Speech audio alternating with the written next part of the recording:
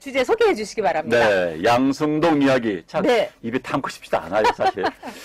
KBS 유시민, 하수인, 네. 사장과 기자도 다는 아닙니다. 제가 이야기 네. 오늘 조사해보니까. 아무튼 싸우고 있답니다. 아유, 네. 제가 이런 이야기 하기가 싫어요, 사실. 아유, 그렇긴 하죠. 그런데, 자, 이 양승동이 유시민의 하수인이다. 이거는 뭐, 유시민이 이제 말하자면 KBS하고 붙었을 때, 아우, 이거 뭐 CEO가 알아서 해야 되는 거 아니냐? 여기에 대해서 우리가 다 까게 되면은 조사위 구성해야 되는 거 아니냐? 처음에 KBS 쪽에서 뭐라고 하냐면 법적으로 유시민을 고발하겠다고 했어요. 그러더니 유시민이 권력도 어마무시한 권력인가 봅니다. 유시민이 한마디 하니까 이 양승동이라는 사람이 그대로 유시민 따라서 하면서 조사위원회를 만들겠다.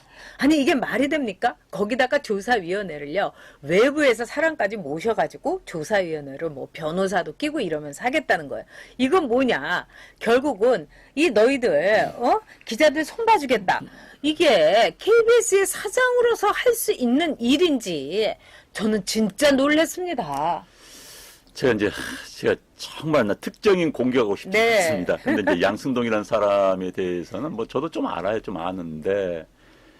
KBS 내에서 제가 이 이야기는 인용입니다. 제가 네. 어제 밤하고 오늘 아침에 이제 KBS 분들 이야기를 들어보니까 양승동 주위에 있는 사람들마저 양승동을 받들어서 사장 만든 사람들마저 알고는 있었지만 이렇게 무능한 사람인 줄 몰랐다라는 이야기가 나오고 있답니다. 이건 제 이야기 아닙니다. 알고는 있었지만은 추측은 했었지만 이 정도인 줄 몰랐다라는데 지금 KBS 사장을 연임을 하고 싶어 합니다.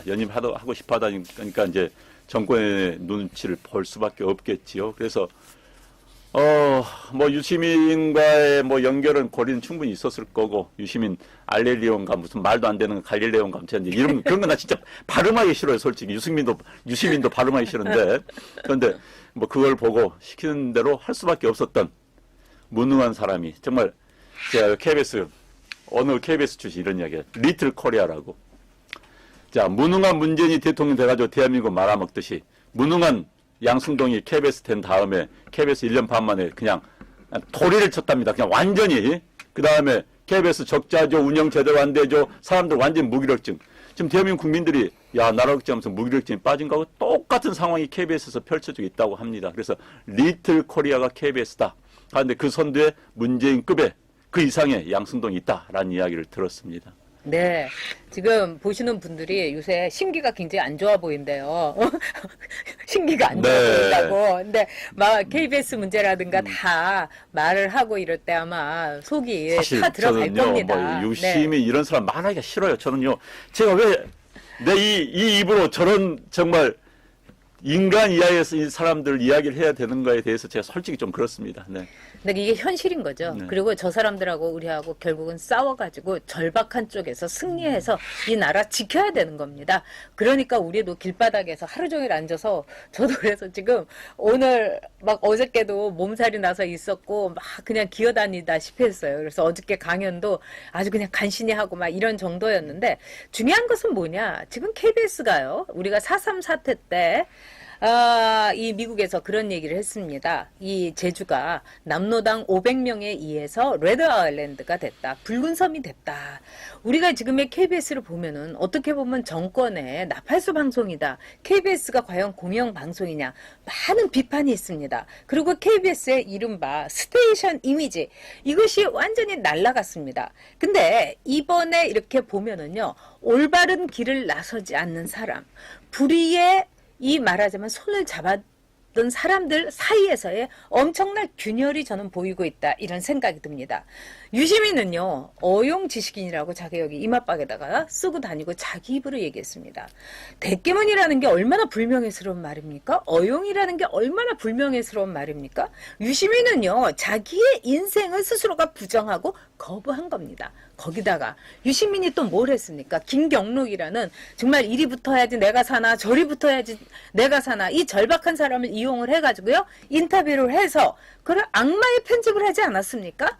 그 사람이 정말 말하고 싶은 것을 완전히 걸러낸 악마의 편집을 하고 나중에는 또 그 사람을요 제가 보기에는 또 이렇게 해가지고 인터뷰한 거 좋았다고 글 보내라 이런 게 아닌가 제 감에는 그렇습니다. 근데 지금 보면은요 이 성재호 부장이라는 사회부장이라는 사람이 보직 사퇴를 하겠다고 하면서 양승동이 그럴 수 있냐면서 양승동에 대해서 굉장한 비판을 했습니다. 그 비판은 옳습니다. 근데 이 성재호 부장이라는 사람은 그동안 언론연의 입장에 있으면서 단식도 하고 말하자면은 KBS에서의 적폐청산에 앞장섰던 사람이에요. 그런데 양승동은 적폐청산 이렇게 나오면서도 결국은 유시민이가 적폐청산이고 뭐든 간에 KBS가 틀렸다고 해라 하니까 적폐청산의 일종의 나팔수로서 기수로서 전위대로서 앞장섰던 이 성재호라는 사람도 날리는 겁니다. 여러분 이게 좌파들의 특징입니다.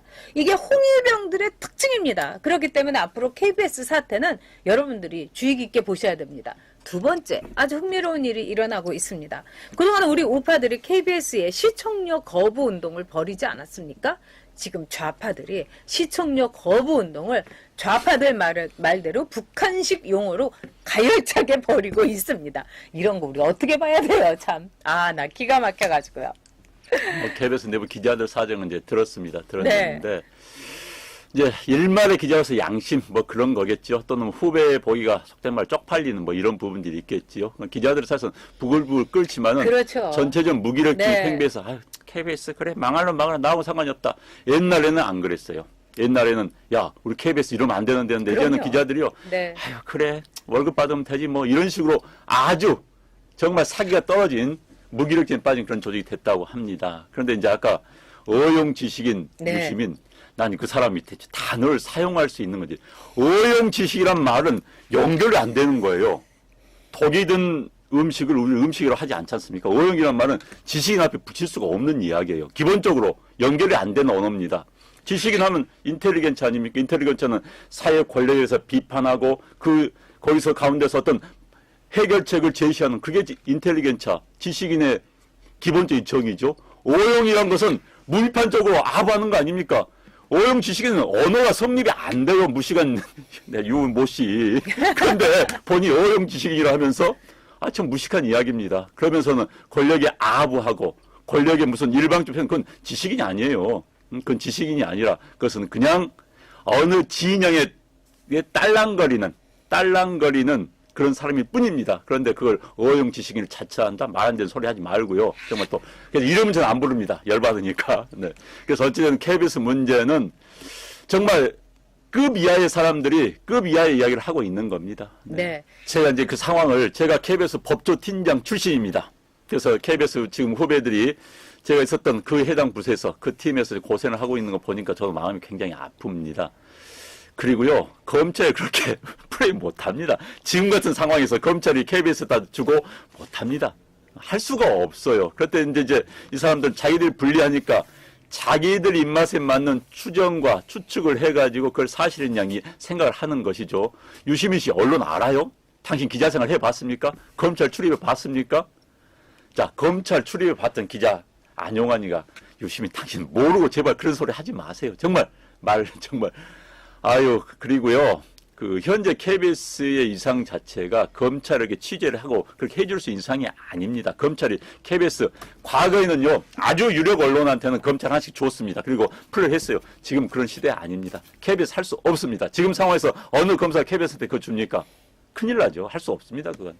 네. 이제 사장하고 기자들이 편갈라서 난타전 벌이는데 앞으로 어떻게 되는지 그다음에 KBS의 시청력 거부 운동 아주 불타오르고 있습니다. 여러분 한번 보시기 바랍니다. 그리고 유시민 씨 제가 오늘 유시민 씨 좀 어제 보고 참 이제 밥 마셔서 이야기하는데 아까 어떤 분이 유시민 씨 책 박종영님이 책도 짜집게 해가지고요 썼다고 하는데 정말 제가 교보 가서 책이 하나 있더라고 보니까는 뭐 유럽의 도시 기행이에요. 야, 책을 이렇게 쉽게 쓸 수도 있구나. 그냥 도시 안에 쫙 나온 걸 산 다음에 거기에 자기의 멘트, 제가 가가지고 한 멘트 붙여가지고 유럽의 도시기행을 책을 썼더라고. 그래서 이렇게 책을 쉽게 쓸 수도 있구나. 책은 그렇게 쓰는 거 아니에요. 책 팔아먹으려면요. 책을 참나. 네, 지금 이제 김영은님께서 유시민 책이 아니고 유시민의 가증스러운 민낯을 고발하는 책, 그 얘기를 자기가 올린 거라고 이제 말씀을 네. 하셨습니다. 자, 안누프리님께서 진모의 민낯을 제대로 보여준 거는 조국이 다행이지만 언제까지 이 꼴을 봐야 되느냐.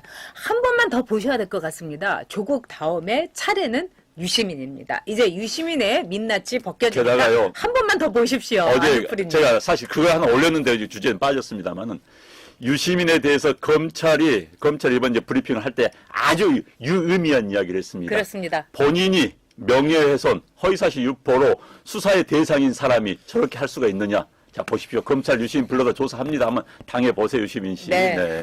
유시민은 지금 고발된 상태죠. 네, 그러니까 네, 검찰 네. 그 이야기 지적했습니다. 네. 본인이 그러면서 또 허위사실 유포하느냐 그 이야기 했지 않습니까? 네, 그래갖고 또 좌파들이 유시민 털기 시작한다고 또 난리를 이제 어제 검찰 난리 조사 받으면 이제 했습니다. 유시민 구하겠다고 또 이제 서초동 앞에 갈 겁니다. 네, 한번 보시죠.